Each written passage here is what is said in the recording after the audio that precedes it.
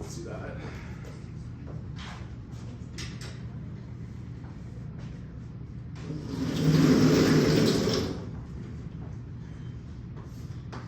So 4.3, the first one was question 4. Okay.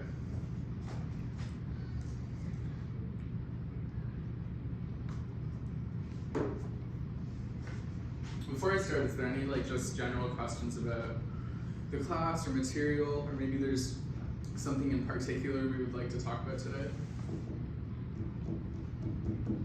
Okay, well, feel free to interrupt me at any point.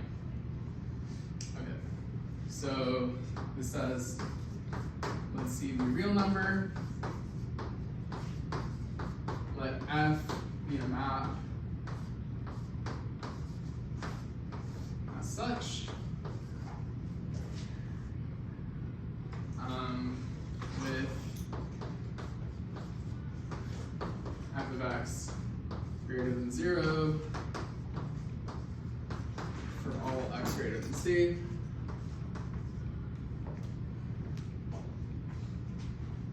Okay. And it says, show that the limit as x approaches c of f of x is equal to L, or is equal to infinity, if and only if the limit as x approaches c of 1 over f of x is equal to 0. Okay, so that's the problem.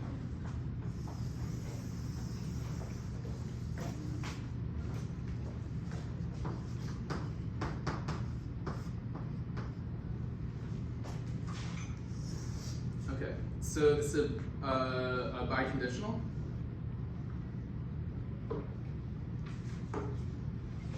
Okay, so we start with one direction. For this direction, we assume limit.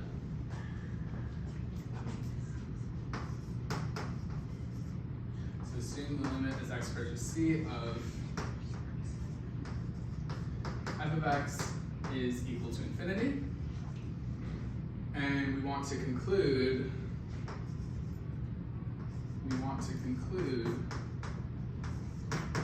that the limit as x approaches c of 1 over f of x is equal to 0. Okay, so this is an epsilon condition, the limit equaling 0. So, as I've mentioned a few times, even if you have no idea what else to do, in this sort of situation, just start by writing let epsilon be greater than 0. So that's our first step, right? Let epsilon be greater than 0. Okay? And so now we want to use this assumption. We want to use our assumption that this limit is going to infinity. Okay, so infinity is very large, and when you use the symbol epsilon, it's typically thought of as something very small. Okay, so how can we get something very large out of epsilon? So epsilon is very small. How can we get something very large out of it?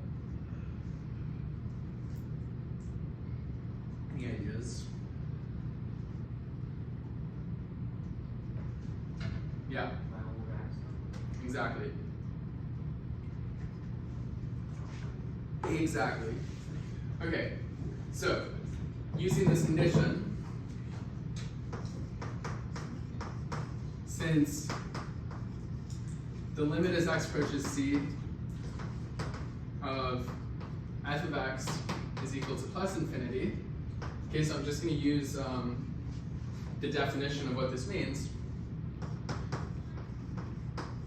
There exists, I think they use k in the textbook, I think. K greater than c, such that Okay, so k greater than c is just coming from the fact that our domain is c to infinity. So create a k greater than c such that if x is greater than k, then f of x will be very large. So then f of x, so how large? And we're going to decide 1 over epsilon is how large. Okay. Oh, I used the wrong thing. Sorry, I made a little mistake here. There exists delta greater than 0. Let me correct myself. There exists delta greater than 0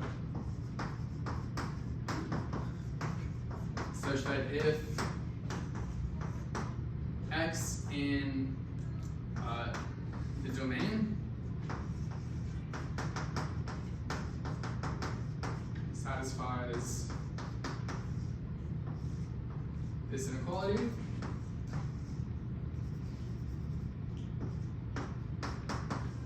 then it's going to infinity, so then the modulus of f of x is greater than 1 over epsilon. Okay.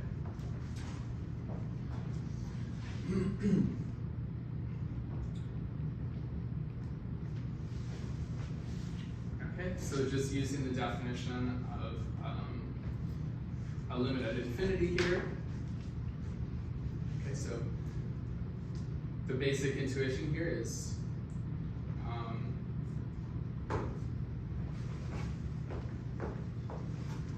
around this c, our f of x is some kind of asymptote at infinity, right? This is our c. So as we get really close, so like within delta, eventually f of x will be larger than whatever prescribed quantity we decide. And here we decided the quantity would be 1 over epsilon. Okay, so this would be our function f of x.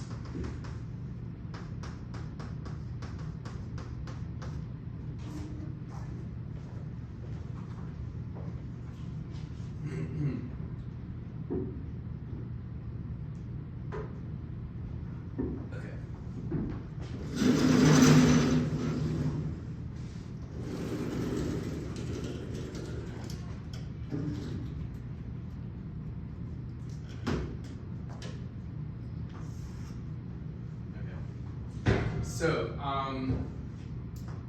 by assumption, f of x is positive. So, f of x is greater than 0. So, the modulus of f of x is just f of x itself. So, what we have here, this assumption, the modulus of f of x is greater than 1 over epsilon. This is equivalent to saying, okay, so this is, I like to call this a flippy-do. Flippy-do. Okay, so this is equivalent to saying that 1 over f of x is less than epsilon. And let's just write one more equivalence here. So let's rewrite it this way.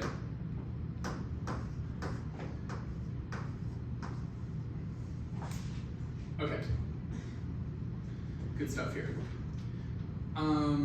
Okay, so this is our delta. So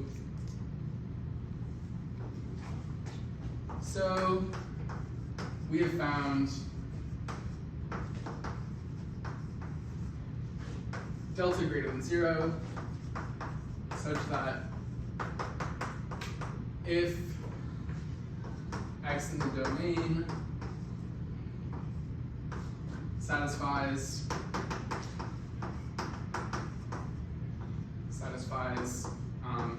this inequality,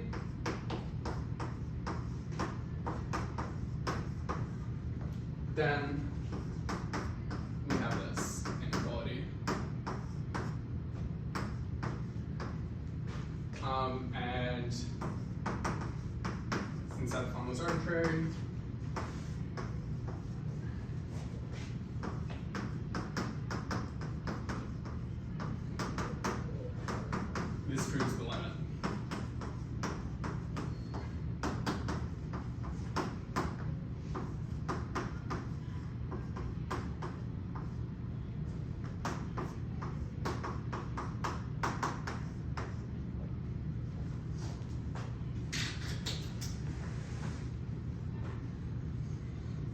Okay,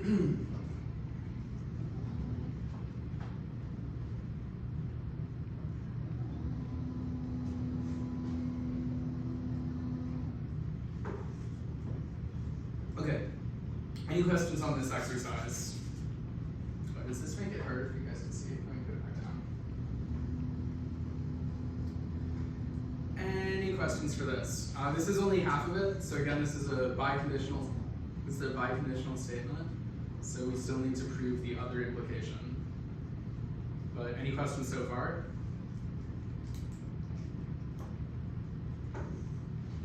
Okay.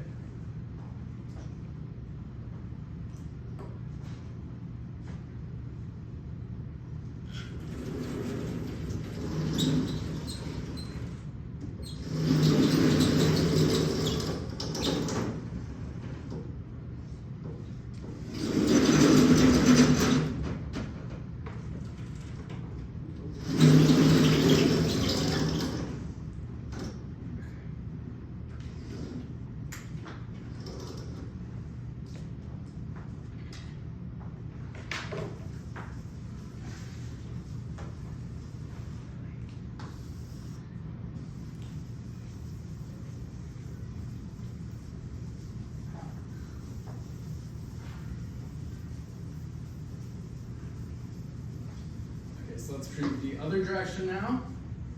So for the other direction, we're going to assume that the limit as x approaches c of 1 over f of x equals 0, and now we want to show that the limit as x approaches c of f of x is positive infinity. Okay, so this is like, it's basically the same idea. We're again doing a flippy-do to turn something, so before we turn something very small into something very big, this time we're going to turn something very big into something very small. Okay, so,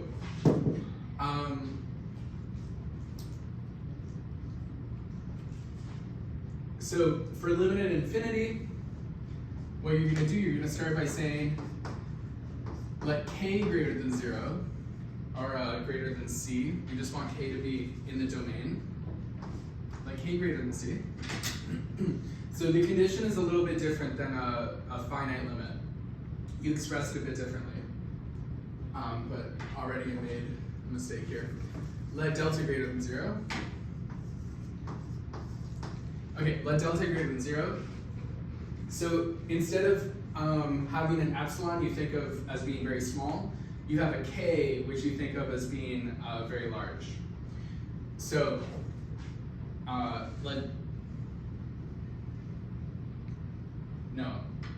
had it right before. My apologies, guys. Let k greater than 0.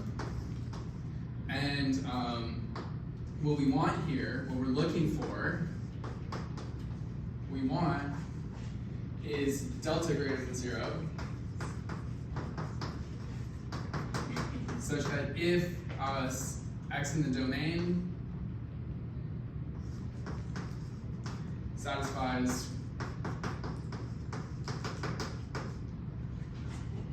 this inequality,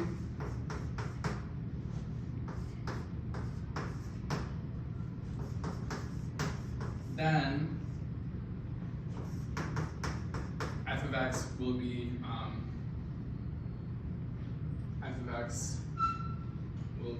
greater than k. Okay. So, like in the picture here, someone gives us some k. We want to show that we can get close enough to c such that f of x will be larger than k for everything in this space here. F of x will always be larger than k. Okay, so that's a limit at infinity.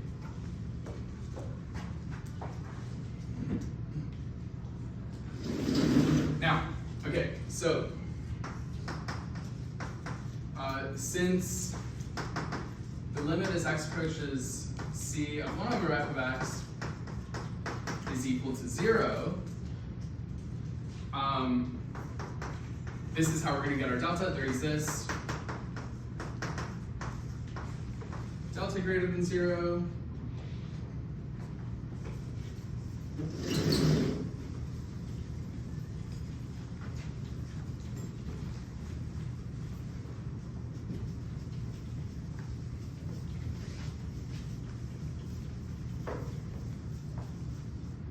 Exists delta greater than 0 such that if x in the domain satisfies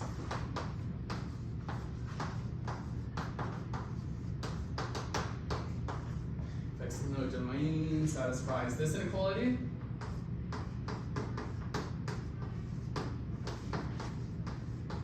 then, okay, so the limit of 1 over f of x is by assumption equal to 0.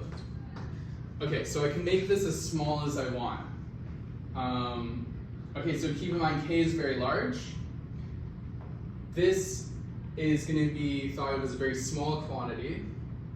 So what do you guys posture I might put here on the other side of the inequality?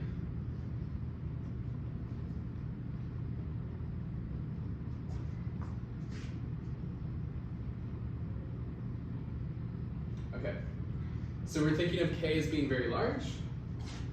We want this to be small, so we're going to put 1 over k here. Okay, so another sort of flippy-do there. Okay, and then since f of x is assumed to be greater than 0, this is equivalent to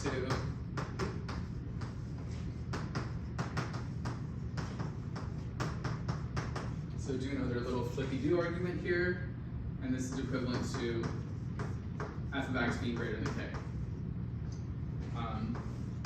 So this delta works. Okay, and I showed a few fewer details this time because the argument is basically the same, but this is how you prove the converse implication.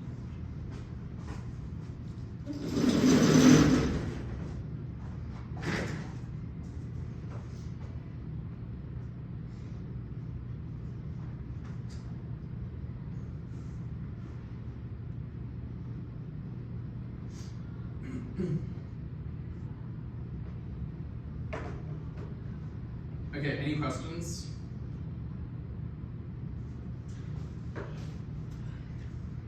There was another exercise. So, okay, I kept making this mistake when I was showing the solution here. But okay, for this exercise, we showed that when a limit has value infinity, the reciprocal of that limit has value 0. That's roughly what we showed here. There's another exercise. This is question 8. So question 8 is very similar. So question 8 says, if the limit tending towards infinity equals L, then the limit tending towards 0 of the reciprocal argument is also equal to L. So my point here is question 4, we did the flippy-do trick in the domain, or in the codomain. Question 8, you do the flippy-do trick in the domain. Anyway, question 8 is very similar. If we have time, I'll come back to question 8. But question 12 was like so much more interesting. I actually really liked question 12, so let's do that. But if we don't get around to question 8 today, I encourage you to try it on your own. Just adapt the arguments I gave here to that setting. So whereas here, we turned an epsilon into k in the codomain. For question 8, you would do that in the domain. Okay, so question 12 is what we're going to do. That one was so fun.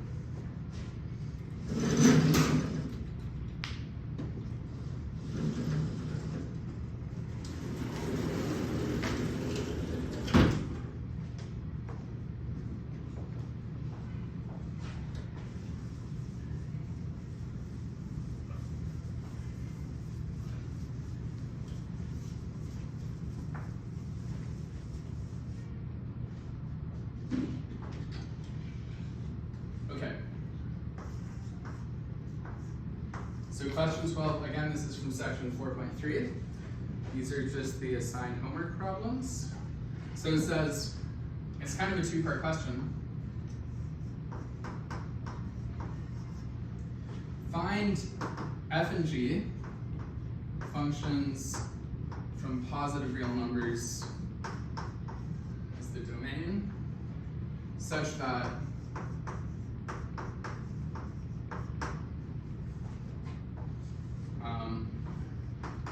the limit as x goes to infinity of f of x is equal to positive infinity.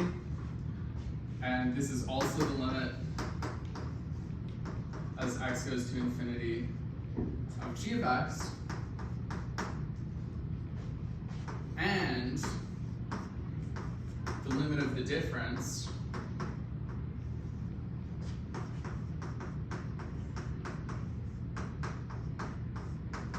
equals 0.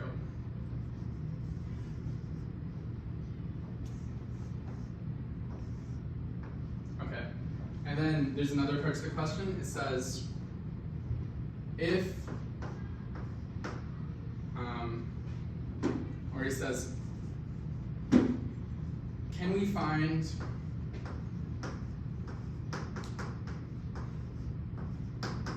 f and g satisfying all of these conditions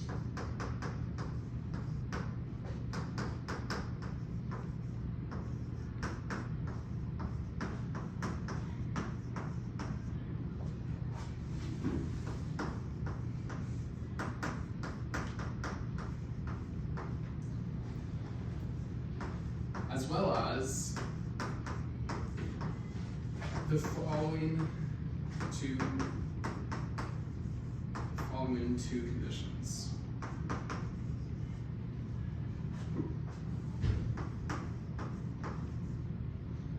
I hope everyone can see what I'm writing here. Okay, so they give us two more conditions. The first one is that g of x is positive for all x in the domain. And the second one is that the limit as x goes to infinity of f of x divided by g of x equals 0. Okay, can everyone see that? Can you see that in the back row? Okay.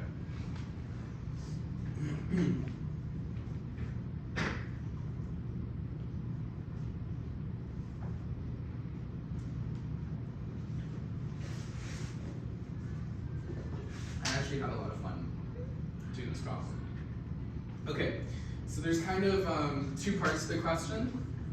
So this is sort of the first part of the question up here. And there's the second part down here.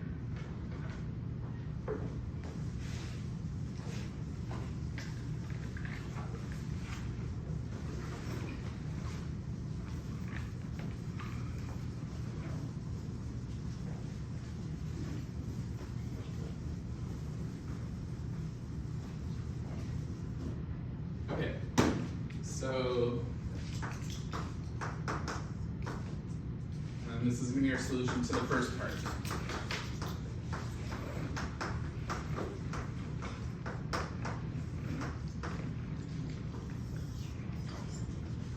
Okay, so what do you guys think? The first part is not so bad. I think we should be able to do this as a team.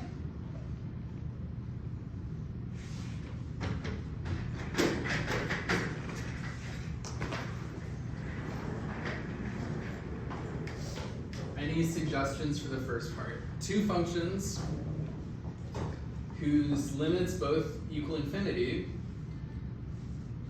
but whose difference, the limit equals 0. It doesn't say they have to be two different functions, it just says they both have to be two functions.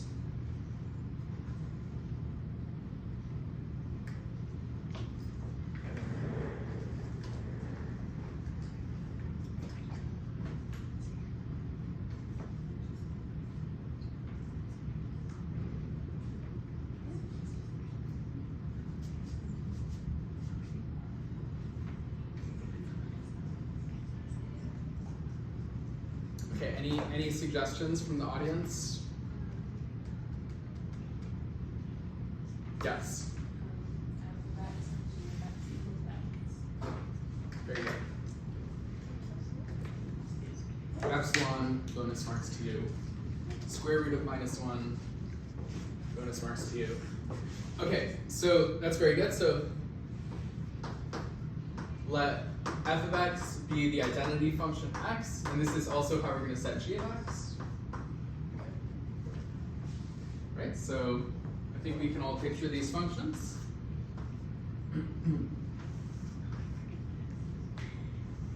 These are the functions we're going for here. This would be your point x comma f of x, which is the same as x comma g of x. Okay. Then indeed,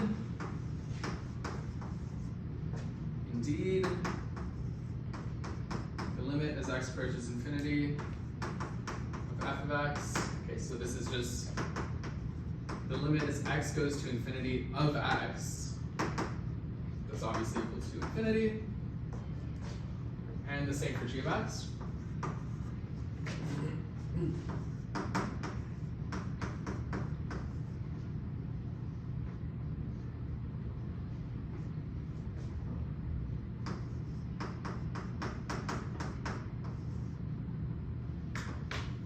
Okay, so maybe you could do a strict proof using the definition of a limit at infinity, but I'm just not interested in doing that.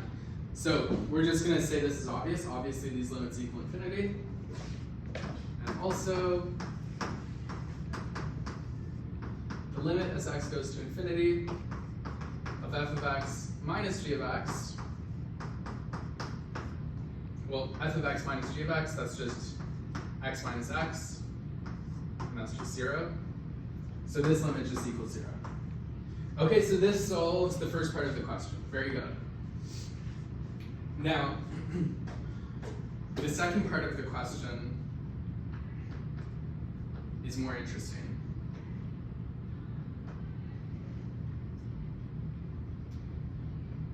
So,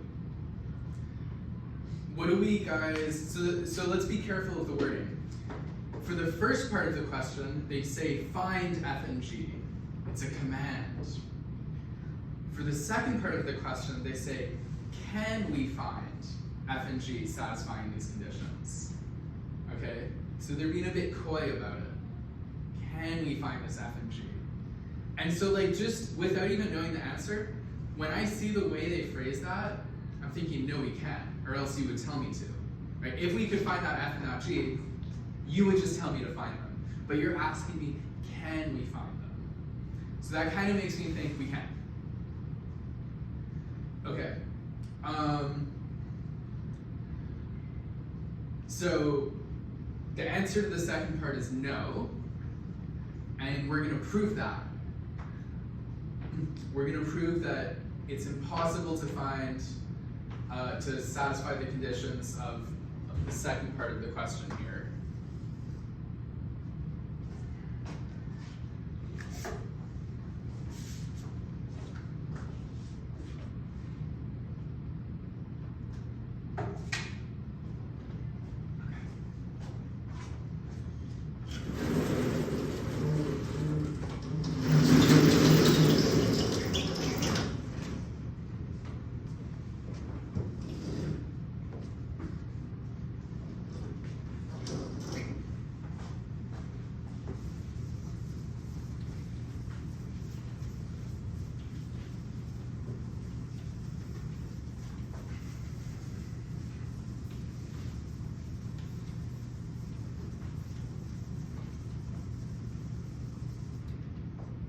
So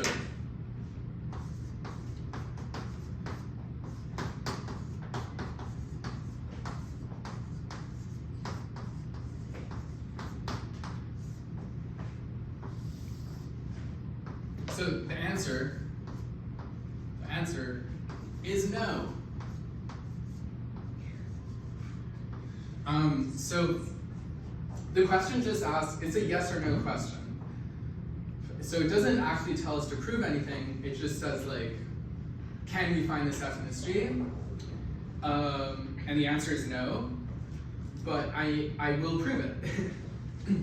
Although I'm not sure like what the author of the textbook, did the author of the textbook want us to prove it? Because they just phrased it like a yes or no question. But we're gonna prove that the answer is no. So first, let me just give you my intuition for why I thought this.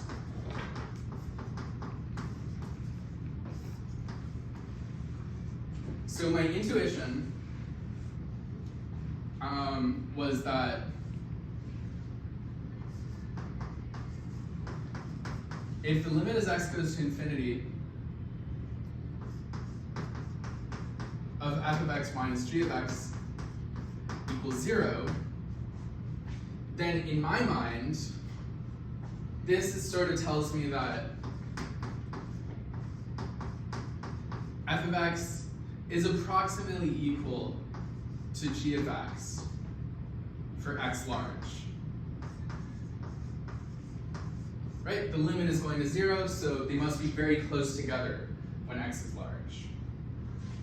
So this is my first observation, but if the limit as x goes to infinity of f of x divided by g of x equals 0, my intuition here is that g of x is much larger than f of x. Right? One thing divided by another is very close to 0, so you kind of think the denominator has to be very large.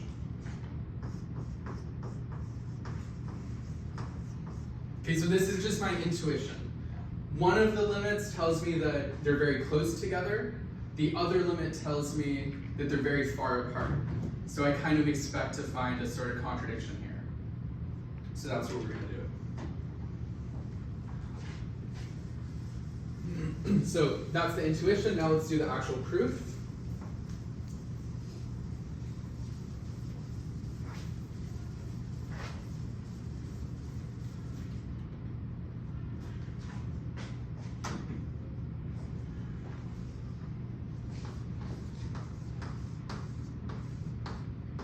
So this actually took me a little second to piece together. Okay. So, since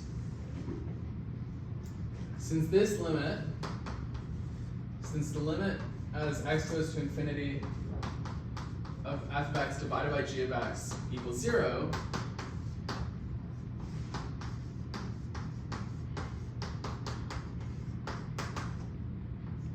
there exists k greater than 0, let's call it k not greater than 0, such that if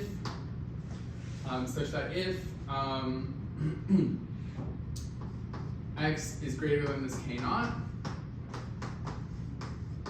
then this quotient will be very small. So this quotient, the distance from this quotient to 0 will be as small as any prescribed amount, but here I'm going to use 1/2. And you might wonder where this 1/2 came from. Well, I tried a whole bunch of other things that didn't work before I found this 1/2 that does work. Okay, so just the idea here, we know that as we go off to infinity, this quotient is getting closer and closer to 0. Okay, so this would be the graph of f of x divided by g of x. And so eventually, for some k, everything beyond that point will have modulus bounded by 1/2.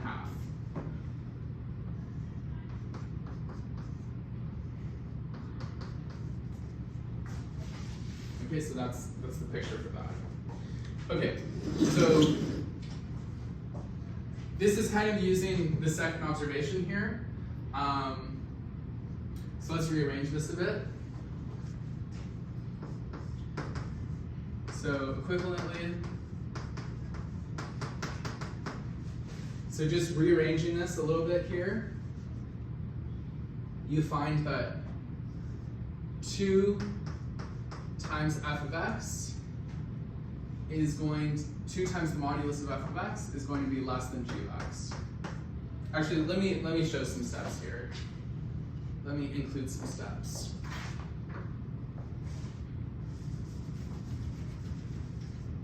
Let me include some steps. So this is equivalent to saying that the modulus of f of x over g of x is less than 1/2. This is equivalent to saying that the modulus of f of x over the modulus of g of x is less than 1/2.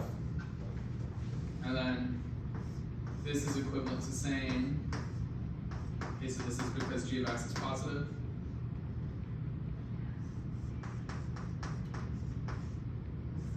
This is equivalent to saying that the modulus of f of x divided by g of x is less than 1/2. And then you just cross multiply and you find that 2 times the modulus of f of x is less than g of x. So we have this.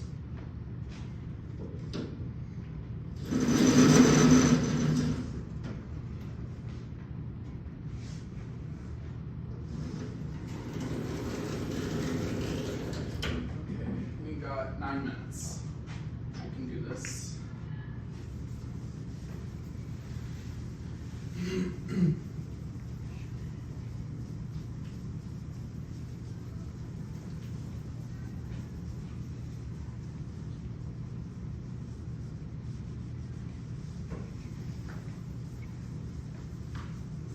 Okay, so we used the limit of the quotient equaling 0. Now let's use the limit of the difference equaling 0. So, since the limit as x goes to infinity of the difference, f of x minus g of x, is equal to 0,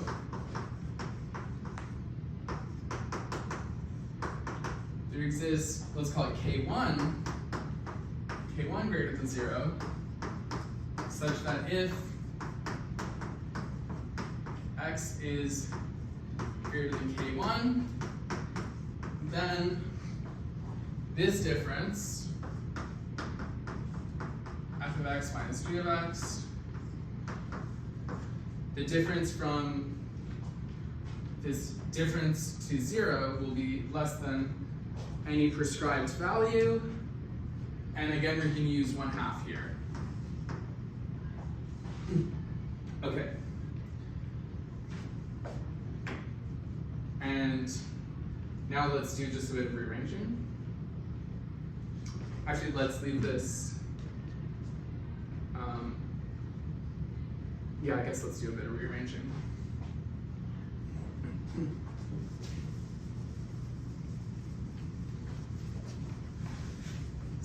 Minutes.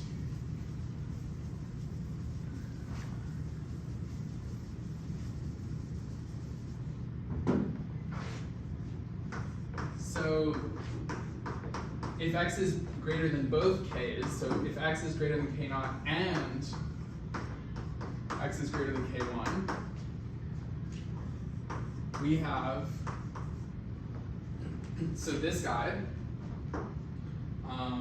we're going to rewrite this guy as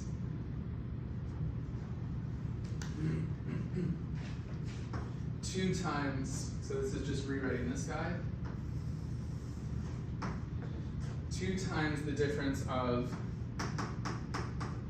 f of x minus g of x is bounded above by 1. Okay, so I just multiply both sides by 2. Now we're going to use this thing called the reverse triangle inequality. So this becomes 2 times the modulus of f of x. Do I want it the other way around? Yeah, let me just grab something here.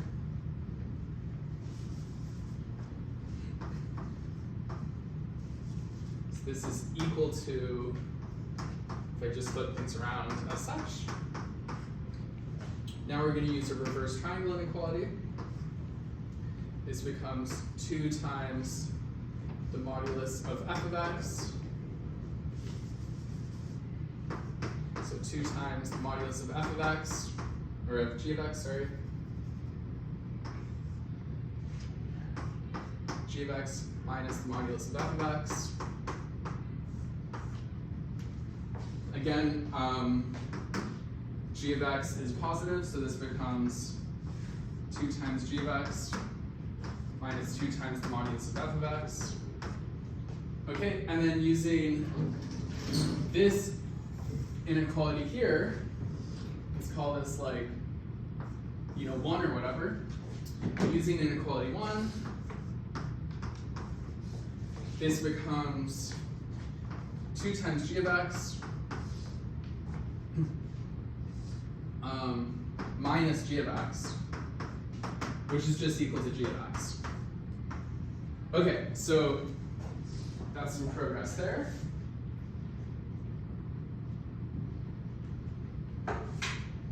Okay, so the salient point here is that 1 is greater than g of x when x is greater than k naught and x is greater than k1.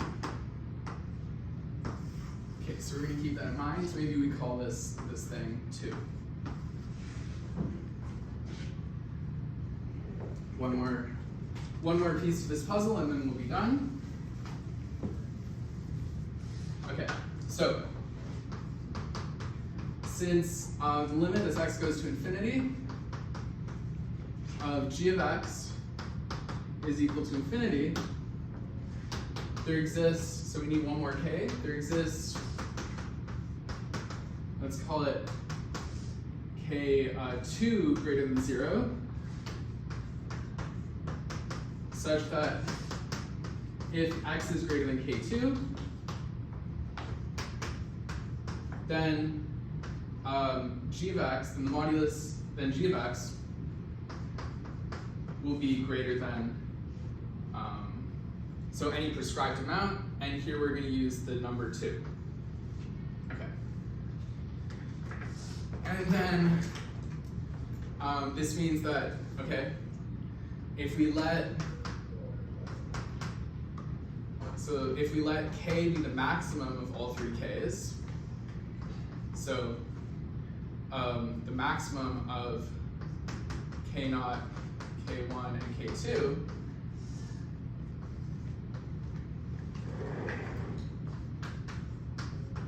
then for x greater than k, and this could just be, say, x equal to k plus 1,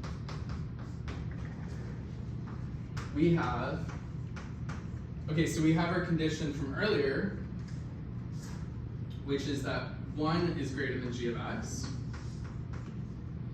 and this new condition here, so let's call this like condition 2.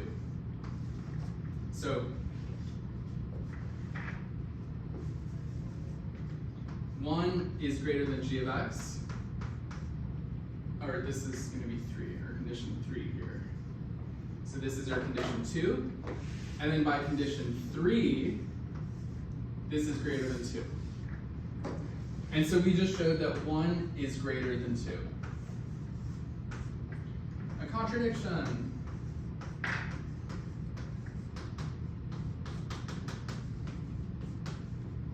And that completes the proof.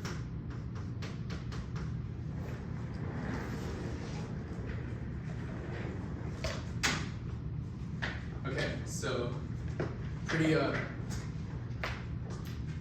high level proof there, to be honest,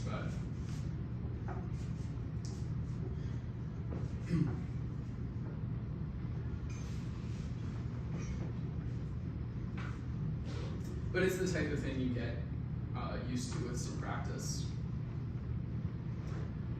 And I think that's pretty cool.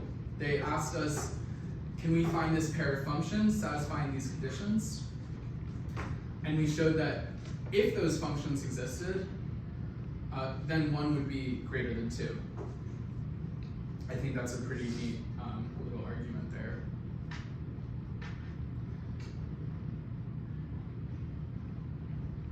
So I would imagine on your, whatever it is, on your exam, I would imagine you wouldn't have a question of this caliber, but I would certainly say if you're comfortable with questions of this caliber, then you're definitely ready for anything you might end up with on your exam. Okay, so this was question 12 of the homework. That's all for today, guys. Thank you.